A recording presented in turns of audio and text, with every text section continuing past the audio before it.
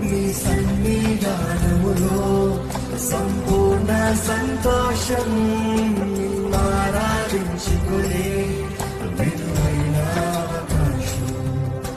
కోల్పోయినవన్నీ నాకు ఇచ్చుటకును, పాదాల నుండి బ్రతికించుటకును. చూద్దామా? కోల్పోయినవన్నీ నువ్వు ఇస్తావయ్యా, తిరిగి ఇస్తావయ్యా, నమ్ముతున్నానయ్యా.